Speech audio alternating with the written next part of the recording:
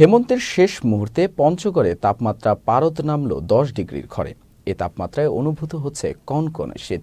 ভোর ৬টায় ১০.৪ degree Celsius তাপমাত্রা record করেছে তেঁতুলিয়া আবহাওয়া পর্যবেক্ষণাগার কার্যালয়। সূর্য আলো ছড়ালেও অনুভূত হচ্ছে কনকনে শীত।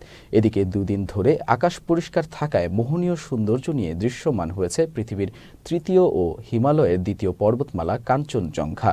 কাঞ্চনজঙ্ঘা দেখতে ভোরে ভিড় সমাগম হয়েছে শত শত পর্যটকের। কাঞ্চনজঙ্ঘা দেখার সঙ্গে শীত উপভোগ করছেন পর্যটকেরা। কালকে রাতে আমরা ঢাকা থেকে কাঞ্চনজঙ্ঘা দেখার উদ্দেশ্যে এখানে এসেছি এবং আমরা সকালে ঘুম থেকে উঠে এসে কাঞ্চনজঙ্ঘাটা দেখতে পেরেছি। আর আমি শুনেছি এখানে অনেক বছর অপেক্ষা করে অনেকে দেখতে পারে না, but we are so lucky যে আমরা এখানে এসে দেখতে পেরেছি। আর কাঞ্চনজঙ্ঘা দেখে অনুভূতিটা একদম ওয়ার্ডস আমি এক্সপ্লেন করতে পারছি না। সো আল্লাহকে অনেক অশেষ ধন্যবাদ যে আমাদের এত সুন্দর একটা জিনিস দেখার সৌভাগ্য করে দিয়েছেন।